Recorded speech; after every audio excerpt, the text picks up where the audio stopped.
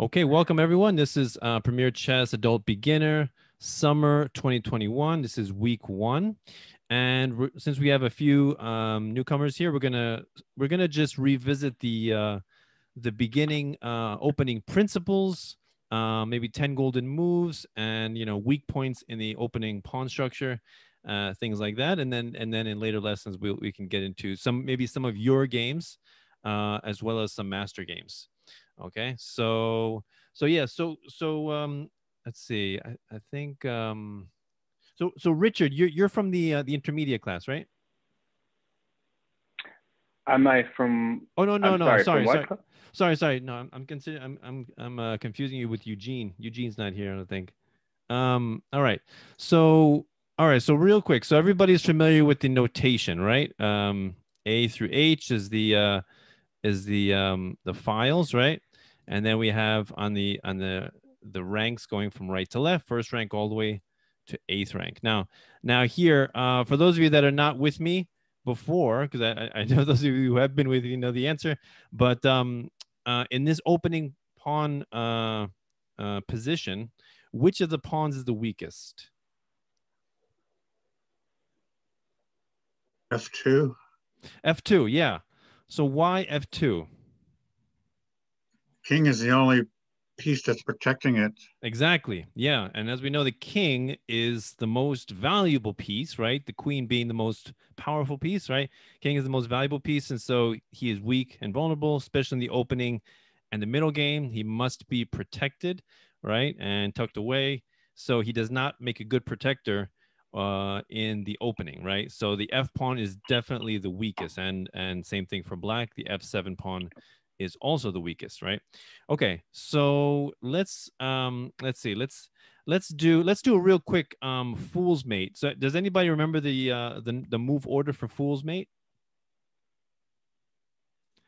The fastest checkmate, the two move checkmate. Anybody remember? Or you want to take a guess? Maybe take a guess. It starts with E4. No, E4 is actually a pretty good move. So we're looking for a worse move than E4. What do you think? F3.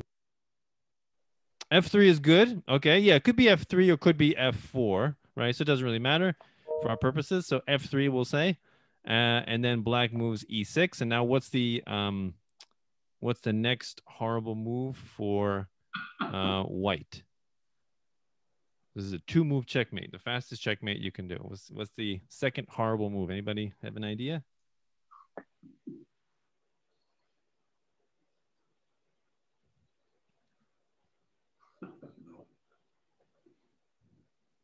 We want to take a guess?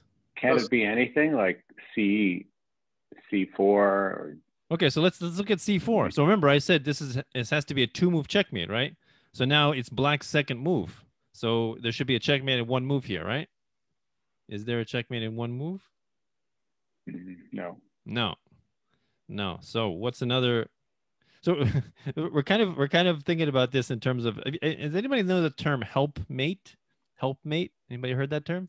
It's like a puzzle where how do you, if your opponent was helping you mate him, what would his worst move be, right? So this is what this puzzle is. It's a helpmate puzzle. So what's white's worst move? How about G4?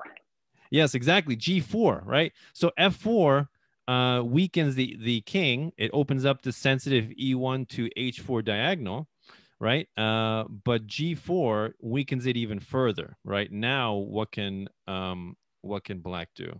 Queen H4. Yeah, now Queen H4 is delivers a very strong checkmate along the diagonal. And is there anything that we can that white can do? By the way, what is the mnemonic? I think I mentioned this many times in my classes. What's the mnemonic to figure out if we're in check or checkmate? Does anybody remember the mnemonic I use? CPR. CPR, excellent. Now, what does CPR stand for? Capture, protect, and run. Capture, protect, and run. Right. So here, that's how you figure out if you're in check or checkmate, right? So can the queen be captured? No. Right. No. Can we protect or block this check? Can we interpose something between the queen and the king? No. No. Can we run? Can the king run away from this check? No. Everywhere is blocked by his own pieces except f2, but he's still in check. Therefore, this is a checkmate, right? Fool's mate, fastest checkmate in the West, right? All right. So that is fool's mate. That's showing how sensitive this diagonal can really be. And if your opponent decides to open up this diagonal, there's a lot of tricks that can happen. Now, I'll show you a quick variation of fool's mate. So let's say he went f4, right? So this is a slight variation. So let's say black went e5. So this is known as a gambit. What is a gambit? Anybody can define what that means? Right. You offer up a pawn. Right. Yeah, usually it's a pawn. Sometimes it's even a knight. Like there's a Muzio gambit where white offers up his knight for and why would somebody do that? Mainly to get not necessarily a material advantage at the moment, but a positional one. Yeah, no, yeah, definitely not a material advantage. Yeah, because you're immediately at a disadvantage, but it's to gain accelerated development or an attack, right? And so here, so in general, we say that white has a slight advantage in general over black. Why? Why do we say that? He has the first move. Right. So in general, if white were to theoretically play perfect moves and black were to play perfect moves, white would always have the extra half move edge, right? But what a gambit does, it kind of puts the advantage or the initiative back into black, because now white is just busy gobbling up pieces. So here, the e pawn was just sacrificed, and now black says, okay, let me lure him again with another take another pawn. So he takes this. So now let's examine this position. Who do you think has a stronger position, white or black? Black. Why? He's got an active piece developed, plus his other bishop and queen have open lines. Exactly. Yeah. So he developed the f8 bishop, the dark square bishop. It's got a beautiful diagonal here, also controlling the entire diagonal to a3. The c8 bishop is completely open and strong. The queen is also completely open. So very powerful. And what has white developed? Nothing really. Nothing. Absolutely nothing. Goose egg, right? So this is definitely a very strong, very powerful position for black. And in this position, black is threatening something very specific, and white must defend against it. But if he doesn't defend against it, there will be dire consequences. So, for example, let's say he misses what black is threatening. Let's say he plays knight c6. So now what is black's best move here? Queen d4. Queen h4, I assume you mean. I'm sorry, h4. Yeah, no problem. Queen h4, good. So again, this diagonal is weakened, however, not as fatally weakened as it was before when the pawn was pushed to g4, right? Because now white can protect. So now what's the best move for black here? Bishop g3. Yeah, so bishop takes, h takes, right? And then queen takes, and that would be mate, right? And again, along the diagonal. But this diagonal is so weakened even that even the queen could sacrifice herself and it would still be mate, right? Mm-hmm. So the king is that vulnerable along this diagonal, right? So this kind of just demonstrates how important it is to, maintain this diagonal to be closed, right? And protect your king. So important, right? Cannot be overstated. All right. So let me go over real quick. What are the 3 opening principles?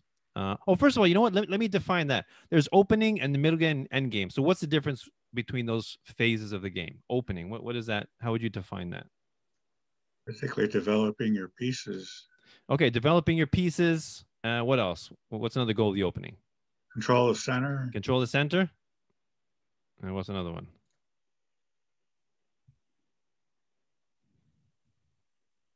One more. Castle. Castle. Yeah, we want to get our king to safety as soon as possible. Everybody know who Alexander Alekin is? First world champion. Nope. First world champion was William Steinitz, first official Steinitz. world champion. Alekin, I believe, was probably the fourth world champion, right after Jose Raul Capablanca. And he's famously quoted as saying, "Castle early, castle often," right? So very important to castle. Very good advice. Yeah. So the king needs or wants to go to safety as soon as possible. And you definitely go to safety in the place where all the pawns are closer to their starting positions, right? Because the more you push the pawns, remember, pawns are the only piece that does not move backwards, right? So every time you make a pawn move, you are creating weaknesses, right? Your pawns cannot move backwards. It's permanent decision to move your pawns. So king must be protected by a wall of pawns, right? Very important. Okay, so opening is those three things. Now, middle game. What's the goal in the middle game? Anybody have an idea? Or what happens in the middle game? Well, try to gain material advantage. Yeah, well, you try to attack. You try to gain material advantage. Use all the techniques that you know, like forks, pins, skewers, discovered check, discovered double check, poison pawn, sacrificing, so all different kinds of tactics and techniques you can use to gain advantage and win in the middle game. And so that's usually where a lot of the violence happens, a lot of the attacking happens, a lot of the sacrifices. So again, very dangerous for the king to be out in the open in the middle game as well, because there's so many heavy pieces that are involved. And then the end game, how would you define the end game?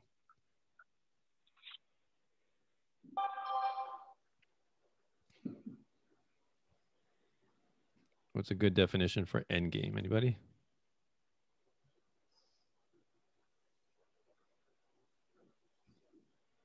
What do you think? You want to venture a guess? Well, checkmate.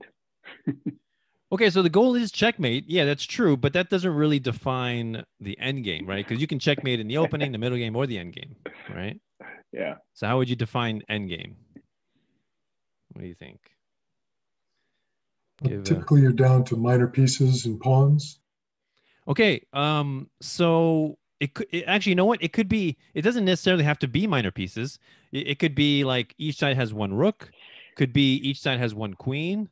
Could be each side has no minor pieces or major pieces. By the way, what's the difference? We need to define that too. What are minor pieces? Pawns. Say again? Bishop and knight. Bishop and knight, yeah. Bishop and knights are minor pieces, and the major pieces are queens and rooks, right? So it could be that both sides have a bishop. Could be one side has a bishop, one side has a knight. Could be, one rook each. Could be one queen each, right? Even. So the idea is that the threat of checkmate, of imminent checkmate, is much, much less. Therefore, so what is different? There's one specific thing that's different about the end game that doesn't apply to middle game, opening and middle game.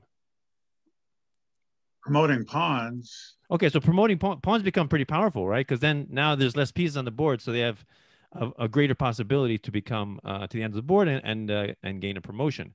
But there's another specific aspect of the end game that defines the end game that's different. Well, the king actually becomes a more valuable piece as far as attacking and developing a winning position. Yes, exactly. Right. Very good. So in the opening and middle game, the king is a very vulnerable, weak piece that needs to be protected, right? Whereas when more pieces come off the board, now the king must be activated. You cannot leave your king in hiding, right? Because you are not using or neglecting. You're neglecting a very powerful piece. King becomes a pretty powerful piece in the end game. So you must move him out as soon as possible, as soon as the coast is clear, when pieces come off the board. Okay, so that is the end game. That's definition of those three phases. Okay. All right. So now let's focus on the opening and the three phases. So yeah. So the control of the center, E4, E5, D4, D5 are the squares that are usually vied for and struggle to gain control of. Right. So let's go over what's known as the 10 golden moves to illustrate this point. Now, forget about black for a minute. So we're just going to focus on white moves. So with those principles in mind of controlling the center, developing your pieces, and getting your king to safety, what would you say the first golden move for white will be? What do you think? Either E or D to fourth rank. Very good, very good. So yeah, either E4 or D4, doesn't really matter. Let's go with E4, right? So E4 occupies a center square, controlling another center square, D5, also controlling F5, all right? So second golden move would be, we'll go along with what Leonard said. So D4, again, occupying another center square, and then controlling E5 and C5, all right? So now what's another golden move? What do you think? F3. F3. Oh, G3. Sorry. No, oh, G3. Okay. G3. So G3. I know. I'm sorry. No, it's okay. It's okay. Why G3? Knight to F3. Oh, knight to F3. Oh, good. Okay. So knight, yes, knight to F3. Very good. Finally got there. No problem. No problem. So knight F3. Again, why did you not pick knight H3? Oh, more towards the center, controls more center squares. Definitely, yeah, more towards the center. Every time you develop, you always want to go towards the center. Very important, right? So knight F3 controls E5 and also adds more protection to D4. Okay, so what's the fourth golden move here? Knight to B3. Knight to C3, I assume, right? C3. Knight to C3. Yeah, good, very good. So again, same thing, towards the center, controlling D5 and adding protection to E4. Now, let me ask you guys a question. So I noticed that you both did knights before the bishops, right? So let me ask you this. Is there a reason you did not choose to develop the bishop first? Any reason? What do you think? It could get attacked immediately. Oh, the bishop, you mean? Yeah. Okay, the bishop is unprotected. That's true, but that's not specifically why I think knight c3 is better than bishop f4. Well, the knight provides protection to the center squares, center pawns. Okay, that's true too. Yeah. Okay, that's good. But again, not specifically the reason why. Anybody have an idea why I like knights? Why? I think a lot of masters would do knight development over bishop first. Anybody have an idea? More flexible piece? No. Okay, so look at the difference in over here. So this bishop is controlling b2, right? So now bishop comes to f4. Now temporarily b2 is unprotected. Now just imagine, black's also moving, in a real game, and if his queen happens to be on b6, then he would take here. This pawn is immediately vulnerable. And the difference is now this rook is trapped, right? So now the queen is attacking the rook and the rook is trapped. So it's a little bit dangerous, right? So you got to be careful of that. So that's just one small little detail as to why I would prefer to develop the knights as you guys did before the bishops, right? But yeah, that's a little minor detail. Okay, so knight f3. My apologies, but I must leave. I'm enjoying this. I wish I could stay, but my apologies for interrupting. No problem, Monty. No problem. So hopefully, see you again. I'll see you again. Bye. All right, take care. Bye. Thank you all. Bye. So okay, so knight c3, knight f3. Okay, so now we continue. So bishop f4, right? So again, controlling a center square, also d6, and also putting pressure on the c7 pawn. Okay, what's the next? So we have 1, 2, 3, 4, 5. So now the sixth golden move is what? Bishop to c4. Bishop to c4. Yeah. So great setup again. Controlling, adding more control over d5 center square, e6, and most importantly, the very weak f7 pawn, right? So that's very important. Okay, so now the seventh golden move. What do you think? Castling, yes, excellent. So now we're ready to castle, right? So we have controlled the center adequately with our minor pieces and with the pawns, and we castle. Good. All right. Okay, go on. And the we have, let's see, the eighth. Yeah, the eighth golden move. Okay, keep going.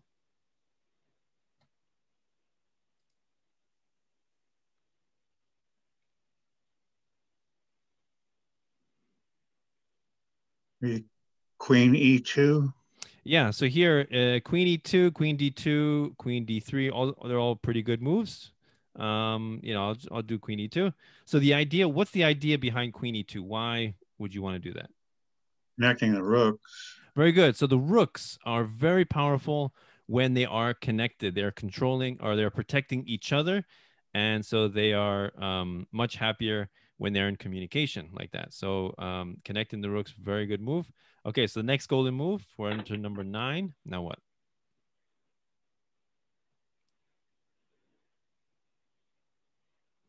E5. Okay, so E5. Okay, so E5 is good. You are gaining space. But before we do that, I think we want to make sure that all of our pieces are joining the attack, joining the game, right? So we activated the bishops and the knights and the queen. So what did we not activate yet? How about rook D1? A rook. Okay, rook D1. Okay, so now here's the thing. Both rooks can go to D1. So which one would you want to do?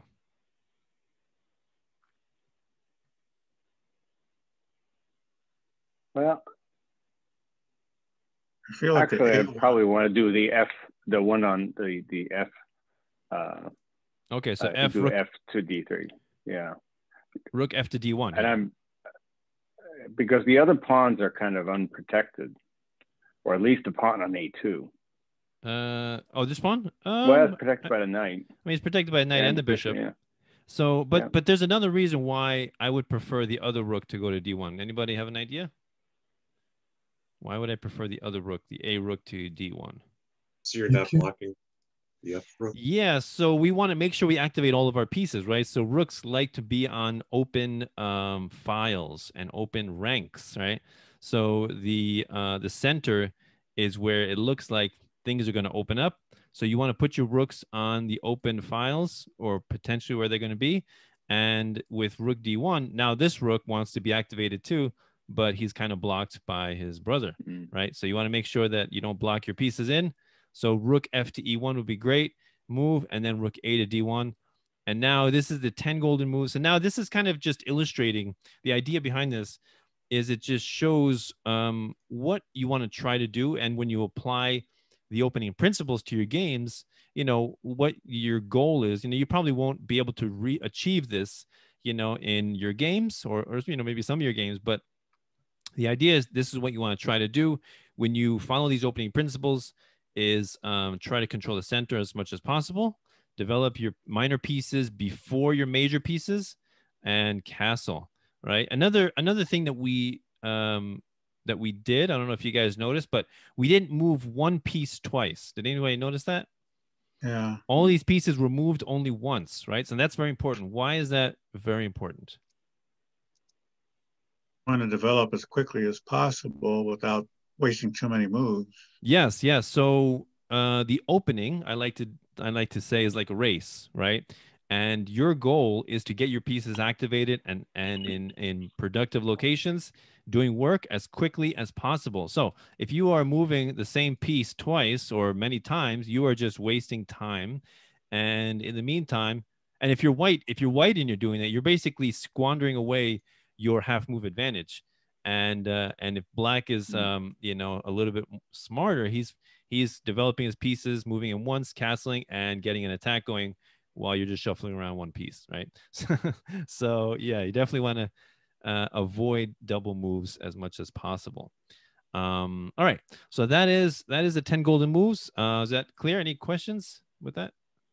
It's good. Okay. Is there a corollary for, say you're playing black and you're trying to develop without necessarily physically occupying the center, like, coming up with a fianchetto to control the center from a distance? Yeah.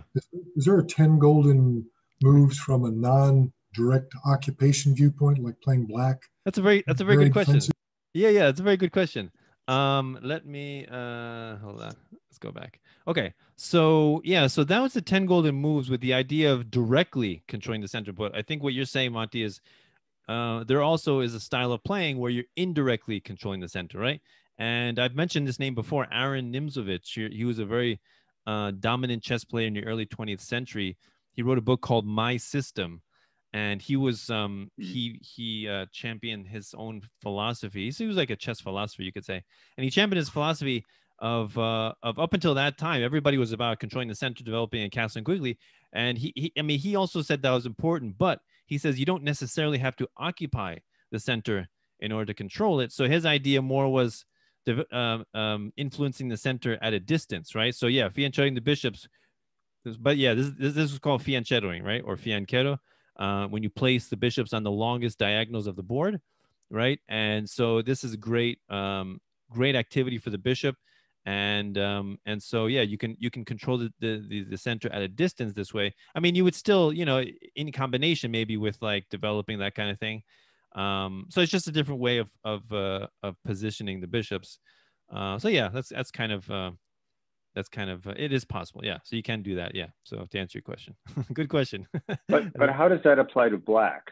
I thought that was interesting about the question is in terms of, I mean, I guess you could apply the same principles that you did apply to white to black. Yeah. Oh yeah. The same principle. Like for example, if your opponent is not paying attention or just doing, you know, ridiculous moves, let's say your opponent does this, so then just continue. I don't know if they're just doing this, just continue. If they just want to play around, you know, just occupy the center, you know, why not? You know, maybe do this, then just calmly develop your pieces and castle and your attack, and you know, your attack would be very strong. So yeah, the same thing can apply for black, definitely. Yeah, good questions. Any other questions?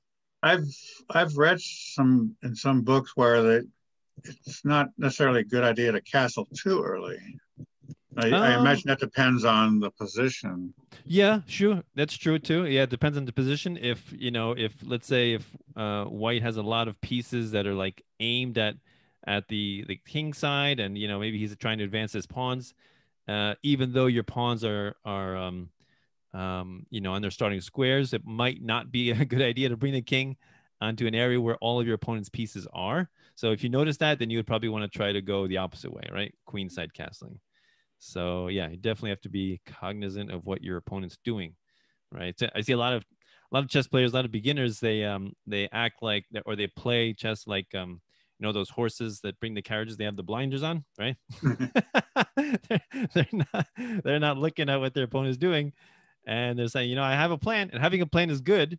It's a really good thing to have a plan, but at the same time, you need to be responsive to what your opponent's trying to do, right? So you need to try to react and maybe prevent what your opponent's trying to do, right? So your plan has to be flexible, right? It can't be rigid, right? So is there a reason that castling kingside seems to be preferred? I mean, obviously there's one, it's quicker, right? You have fewer pieces to move out of the way.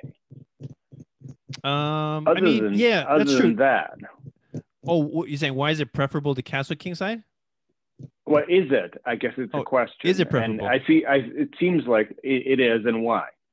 I mean, it's true. So we, you know, in contrast, we have 2 pieces to develop only, and then we can castle. And on the queen side, we have 3 pieces we need to develop, and then castle. So yeah, it is much quicker in that sense. But again, it's not necessarily the safest, right? If you see your opponent is developing a powerful attack and is focusing his forces more on the king side, right? So then you would want to do that. But I mean, I definitely say it's probably the most common way to castle. You know, is king side. It's pretty common. But yeah, again, Halo, if you castle queenside, don't you kind of have to potentially budget in an extra move for your king to move over and protect your a pawn? Right. So yeah, so let's say, yeah, so it's like this. So yeah, so you castle here, right? King goes over twice, rook comes over, and there's one weakness, which is here. This sometimes can become a weakness. So usually, and also the fact that the king is exposed along this light square diagonal, or with black would be exposed along this dark square diagonal. And so, yeah, probably most masters in this position take an extra move, move the king over, defending the a7 pawn and getting the king off of this diagonal, because sometimes there are tactics that can occur as a result of the king being on this exposed diagonal, right? So that's something to take into account also, which you don't necessarily have to deal with when you castle kingside. All right. Any other questions there? Very good questions. Awesome. Like to hear that. All right.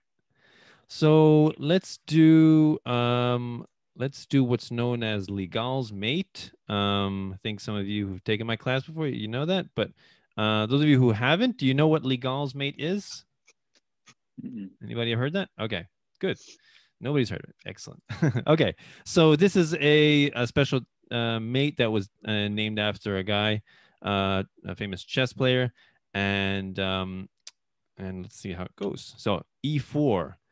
So good developing move. E5, very good. So here, so now, right, E4 controlling the center square. Now black responds E5, which is a very common response. Again, vying for control of the center, occupying a center square and controlling D4. So now, if you want to do the 10 golden moves, you can go D4 if you want, but now black has the option to capture, and then if you capture with your queen, not necessarily a good move. Why?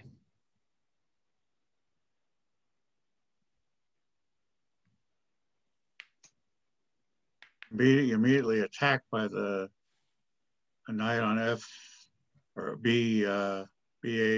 Yeah. So knight C6, and that would be develop. That'd be an example of developing with tempo. What does that mean? Anybody can define that for me? Developing with tempo. Developing a piece and then forcing your opponent to lose time by having to move. Yes, exactly. Out of the way. Exactly, right. So time is of the essence, especially in the opening, right? So again, remember we said you don't want to move two pieces, or you don't want to move the same piece twice, because you're just losing time. And so the queen, right, is very, very powerful piece, but at the same time, if you bring the queen out too early, the queen can just get kicked around by pawns and bishops and knights, right? And so in this case, the queen took a move to recapture the pawn, but now black does a nice developing move, which is a very good move towards the center. It's a very good move in its own right, but now it's doubly good because it's simultaneously attacking the queen, right? So now white has to spend an extra move, moving back the queen. White has just lost a move, and now we can say that black has the advantage just because of that, right? So now maybe you can come here. So now look at this position. Now black developed two pieces and white has nothing developed, right? So the tables have turned just because of this wasted move, right? All right. So yeah, got to be careful of that. So again, this is an example of, the 10 golden moves is a conception in your mind of what you want to try to achieve, but you must always, change your plan according to what your opponent's doing, right? So now, the opponent goes E5. So now white responds with knight F3, right? Very good developing move towards the center, attacking the pawn, which is unprotected, right? And then black responds with D6, protecting the pawn. Okay. Then we have bishop C4. Okay, good developing move, right? Again, towards the center and also targeting the weak F7 pawn. Okay, B6. Okay, so now let me do the next move. Okay, knight C3. Now let's just look at this position. What's the difference with the white position and the black position? Who do you think has a better, stronger position here? White. Why? Control over more squares. Okay, controlling. All right, go ahead. No, go ahead. Keep going. I was just gonna say, even though the knights and the bishops are minor pieces, they're more powerful than the pawns, and more of those pieces are out in the center. Yes. So white is doing a great job of developing his minor pieces, and he's ready to castle. And in contrast, what has black developed? Nothing. Absolutely nothing. Black is busy moving pawns only, which is not really the good idea, because you're not activating any of your pieces, and your king is definitely not in a position to castle, right? So now white is developing a very strong position. Okay, so now finally, black does develop one piece, bishop g4, and now here is the critical position. What is the best move for white here? Anybody? So I think I see Monty, you're laughing. You know this position, you know this, right? I've gone over. Yeah. So what is the best move here?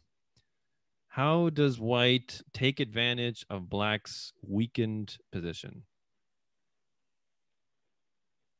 How about h3? Okay, so h3 is it's an okay move. You know, you're putting the question to the bishop. Do you want to capture my bishop? Do you want to retreat to h5? Retreat this way? I wouldn't say it's a very strong move though. Yeah, there's actually a stronger move than that. What else?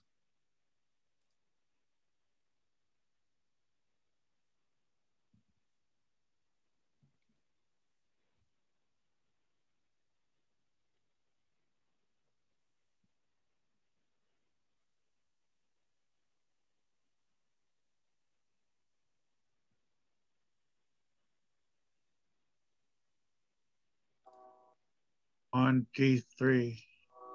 Pawn d3. Okay, that is a good move. You're opening up the bishop. Okay, it is a good move, but it's not really a strong move in the sense of like exploiting black's deficient, development. So yeah. Anybody else? Bishop to f7. Bishop to f7. Okay, so bishop. Okay, so sacrificing the bishop here. Okay, so let's see. Bishop takes f7, king takes, and now what's the follow-up here? Was it knight to e5? Okay, so knight takes e5. Okay, d takes, and now I assume you want to take the bishop, right? Right. Right? Right. I did that wrong though. Yeah, I remember yes. the like Gal's mate, but this is completely wrong. Yeah. It's okay. So after all that, who is winning? So black's king is exposed. That's true. But now black is ahead an extra knight. And we don't really have a strong attack. It's kind of hard because now black is king in with knight f6, attacking the queen. Bishop can come out, maybe bring the rook around. So there's not really a strong attack for the sacrificed knight. So yeah, let's go back. Okay, what else? Any other ideas? Let's see. It's a strong castle. Castle.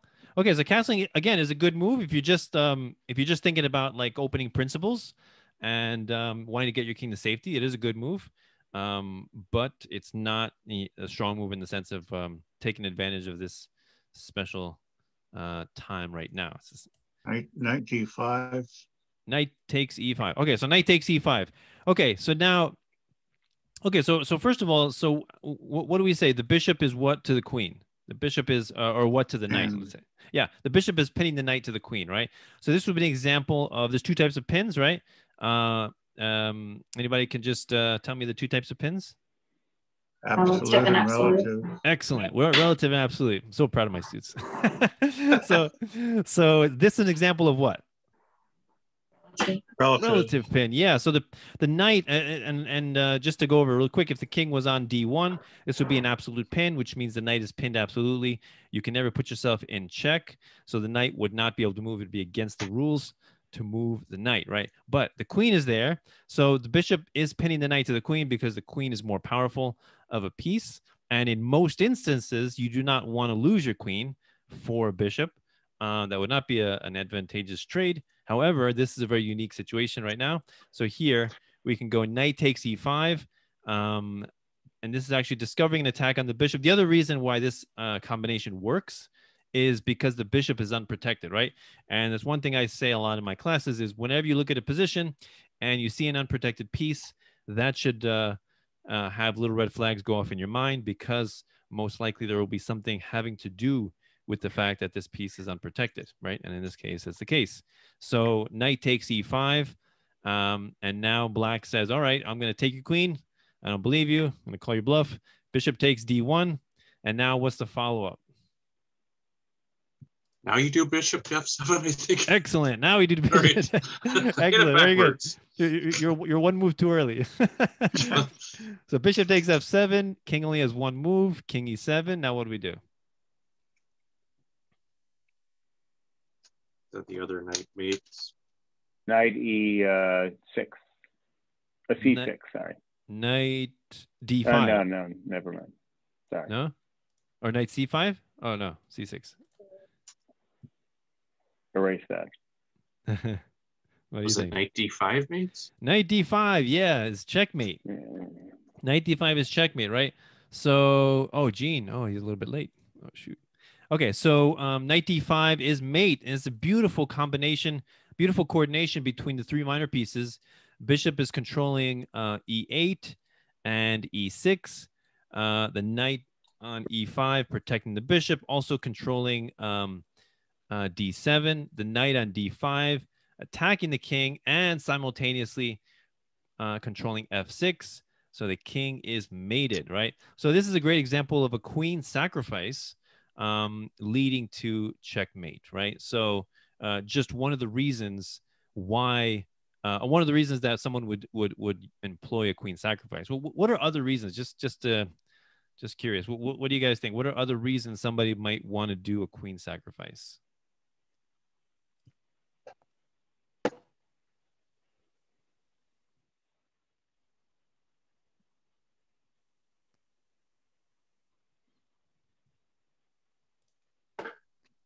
Any ideas? To avoid being mated. To avoid being mated. So that's to delay. I assume you mean to delay mate. So if you're in a losing position, right? Yeah. So, well, I guess I'm talking about on the winning side. Why would somebody voluntarily choose to sacrifice their queen? I guess if you were going to get more than 9 pawns in return. Yeah. Sometimes if you're gonna get a better return, what is it called? ROI, return on investment. Yeah. So you get a better ROI, so you can get, like, if you get 3 minor pieces, for example, 3 minor pieces technically is worth the same as a queen, but I think any top level chess player would willingly give away their queen for 3 minor pieces, because 3 minor pieces are just very strong when they're coordinated. The queen has no match. Queen is just one piece. So that's a very favorable trade. Yeah. Also, yeah. I mean, there's quite a few reasons. Yeah. For checkmate, just for gaining increase in position or space could be, or maybe assisting your pawn in to promotion. That could be another reason. So yeah, a lot of reasons. So this is just one example. So this is Legal's mate using a queen sacrifice. All right. Are there any questions? Is this new to you, Richard, and who else is new here? Brad? Yes.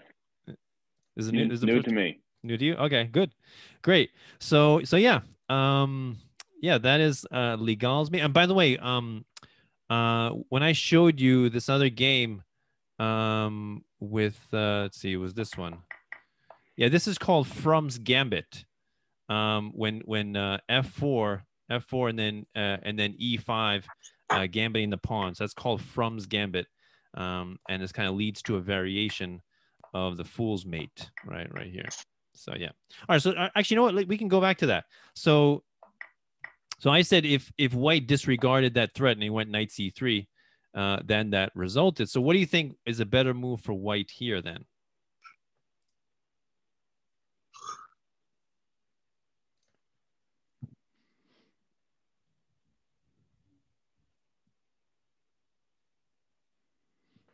What do you think? G3. Say again? G3. G3. Okay, G3 is good. Yep, that does block. Now the queen no longer has access to H4. What else? What's another good move?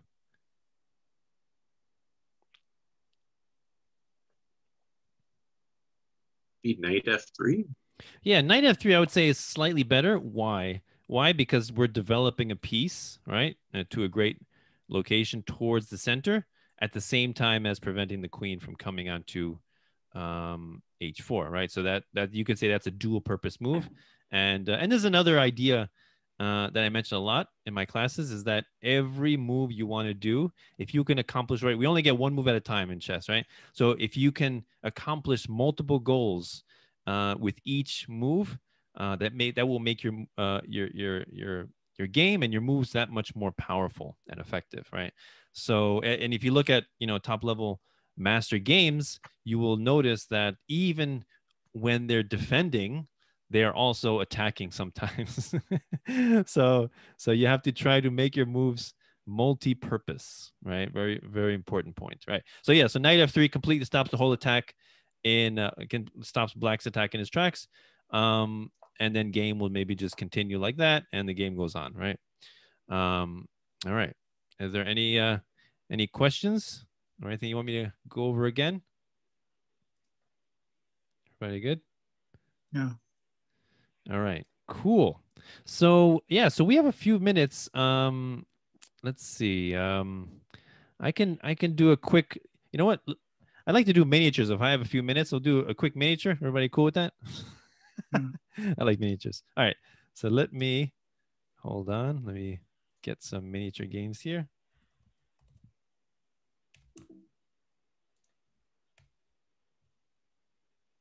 All right. All right. So let's see here. I think, did we see this one? Okay, one moment. Yeah, we did. All right, let's go with this one. All right. All right, so this is a game, real quick, got a few minutes. Holhausen versus Tarish, 1912, Frankfurt, and this is a simul. And again, simul is just when a master plays multiple people, could be 10, 15, 20, 30, 40, 50 people at the same time. All right, so all right, so let's see how this game goes on. E4, E5, very nice developing moves, controlling the center. Knight F3, Knight C6, Bishop C4. Anybody know the name of this opening?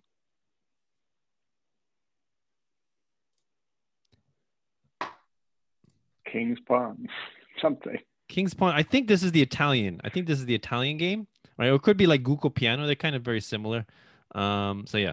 All right, so let's go Bishop C4, Knight F6. Okay, very nice developing moves. D4. Okay, so now white is immediately striking at the black center. D4 takes. Okay, so now let me just go over something really quick. If white takes here and the knight takes our knight and the queen takes here on D4. Now remember I said before that in the opening it's not a good idea to bring the queen out early, but here it's not as bad. Why is it not as bad in this position? Because black can't attack it that easily. Yeah, so the knight is no longer, the B8 knight is no longer around to harass it with knight C6. So the queen is relatively safe, right? So now, I mean, black, if you really wanted to harass the queen, he could go C5, but that would create like a weakness here on D5. Black would have a lot of control over D5, and so probably not a good move. So yeah, so queen takes D4 in this position. Not as bad of a move, but he didn't do that. So e takes D4, white chose to castle. So you can, in essence, you can say he gambited this pawn for quick development. D6, knight takes D4, bishop E7, knight C3. Okay, so now black is getting ready to castle, bring his king to safety. H3, so maybe he just didn't want to allow the bishop to come here and harass his queen. So rook E8, right? Bring the rook out, activate the rook on this would be a half open file, right? Only one pawn on the file, and for white, the D file would be the half open file, right? Rook E1, so both activate their rooks. Okay, knight D7 is a mistake. Why is that a mistake? Anybody see why that's a mistake? It locks in the bishop on C8. Blocks in the bishop. Okay, yes, it does do that. But now white has a pretty good move here. Can anybody find it? What do you think? Oh, bishop to F7. Bishop takes F7. Very nice. Yeah. So bringing the king out now. Okay. So now the idea. Why is bishop F7 a good move? Why? Because the knight coming back to D7, it blocks in the bishop, and you're kind of retreating the knight. I guess maybe he wants to reroute the knight to E5, but yeah, you're leaving a weakness. And now look at this queen. This queen is in essence right now is trapped, right? So he's taking advantage of that. Bishop takes, And if he doesn't take the let's say he doesn't take the bishop for whatever reason, now we have knight e6, and now the queen is the queen is trapped. Yeah, queen is trapped. So yeah, the queen is not a happy camper in that position, right? So bishop takes f7, king takes f7. So now what's the strongest move here? What do you guys think? Queen f3. So queen f3, and now black can kind of repair his position, block, and now the bishop's opened up again. So what's the stronger move than queen f3? Queen h5. Okay, so let's see. Queen h5, not really that strong because actually, okay, let's look at this. Queen h5. Okay, so if the pawn comes forward to g6, now what can white do?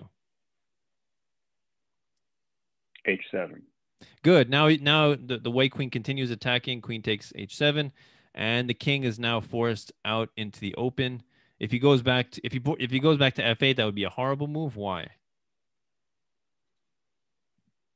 It's a good fork between the king. Well, it's not only a fork; it's mate.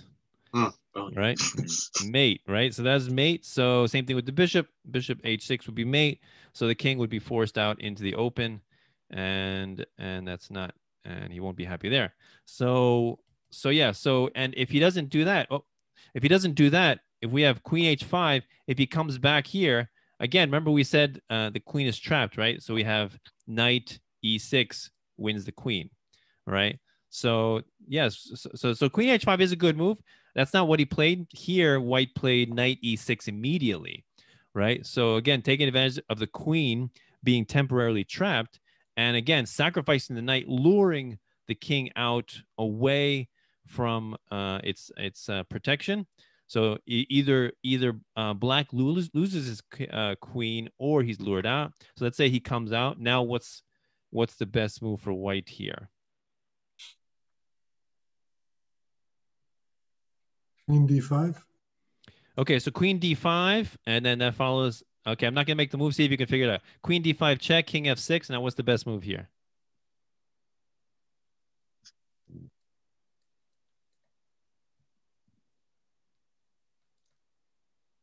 Queen f5. Queen f5 is what? Mate. Mate. Very good. Yes, queen d6, very important move. You want to prevent the king from returning to his lair, to his hideouts, right? So you queen d5 check forces king f6, and now the king's escape squares, the diagonal escape squares are blocked. So queen f5 is mate, right? Very nice mate there.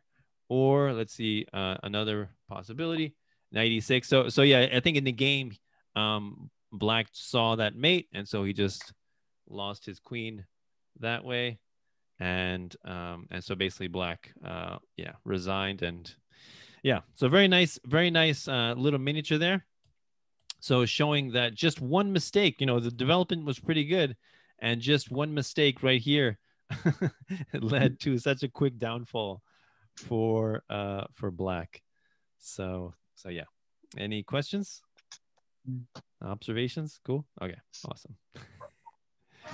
All right, great. So so for next week, if you guys want me to go over your games, just play some games on Lichess, and you can email me your games. I will email you all the recording to this, and we can do that, or I'll just find some pretty cool games for next week to go over. All right. So yeah, great seeing you all, and some newcomers as well. So I hope you guys have a wonderful night. Thank you. All right. You're welcome. You too. Take care. Bye, everybody. Bye-bye. Bye. Bye.